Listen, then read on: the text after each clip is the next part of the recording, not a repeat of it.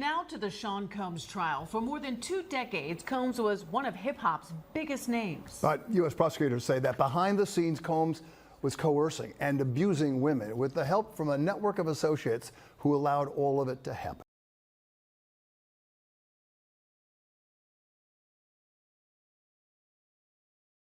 And Sade, Sean Combs is fully engaged in this jury selection process. You can see him seated at the jury table, at his defense table, taking notes.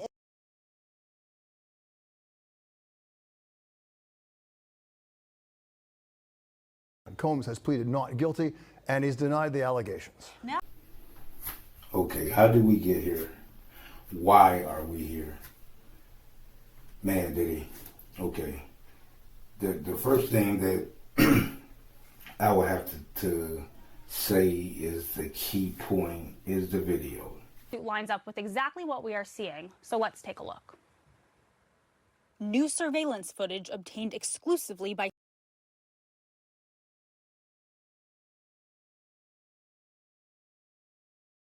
video, Combs can be seen grabbing Ventura and throwing her to the ground. As Ventura lies on the ground, Combs then kicks her. So difficult to reflect on the darkest times in your life. Sometimes you gotta do that. I was fucked up. I mean, I hit rock bottom. But I make no excuses. My behavior on that video is inexcusable. I take full responsibility for my actions in that video. Right? We're not here if that video don't get released. And it's crazy I say that, right? Because Diddy been in power for a long time. And I'm not saying he's the top power or anything like that, but we all know that Diddy has some power within the Hollywood scene. So this all coming out is really kind of like a slap in the face to them, because he wasn't, he should have been prosecuted for a lot of these crimes that they're accusing him of. But instead, everybody, a lot of powerful people just kind of let it go because of his celebrity. I'm disgusted. I was disgusted then when I did it. I'm disgusted now. I went and I sought out professional help. I had to go into therapy and go into rehab. Had to ask God for his mercy and grace.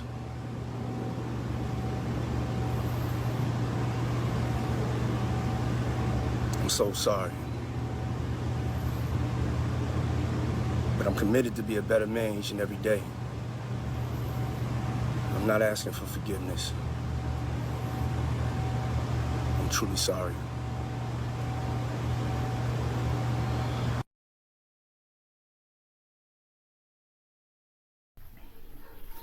Diddy power within the Hollywood scene was something that we never seen before.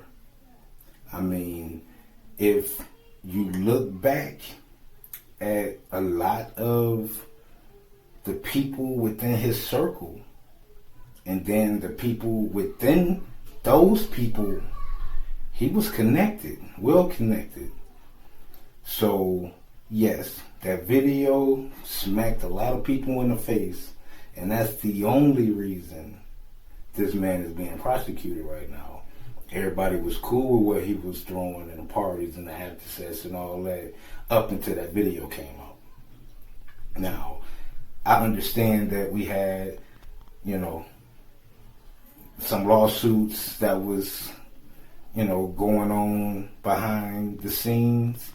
And yeah, every business have customers unsatisfied, and within the business that he was running, I don't know what he was doing, but from what they say, a sex business, you're gonna get some people that's not happy about the way workflow is going. Is that the right analogy? I don't know. I might get some backlash for it, but I'm not saying that what he did was right. All I'm saying is, if he was running some sort of a business, then yes, you're going to have people within that business that's going to be unhappy. You're not going to make everybody happy, so you're going to get people that's going to want to hurt you or bring you down. A lot of what we don't know is who within those celebrities will come in and testify against him, right? Because you will have to think they have more than just a couple ladies that, you know, have accused him of some horrendous crimes. They have more than that. So once we actually get into the day-to-day of the trial, we'll start to find out more and more about, you know, what they have and if he should have took that plea. Because he's facing up to, you know, he's facing at the minimum, I want to say 15, 20 years or whatever. So I get it. Pleading meaning that you agreeing to be guilty of something, but depending on what they bring out within these court proceedings, I can't say that that was a good idea. Now, it could have been a great idea because they might not have anything, nothing. And then he made, you know, he looked like a genius making, you know, the right decision. But you would have to think for them to bring this case, they have more than just the video. And they have more than just her as a witness. And I get it, you know, we're talking about, you know, 3 or 4 that's unnamed, but it's more. And it has to be more for them to really put it to this man.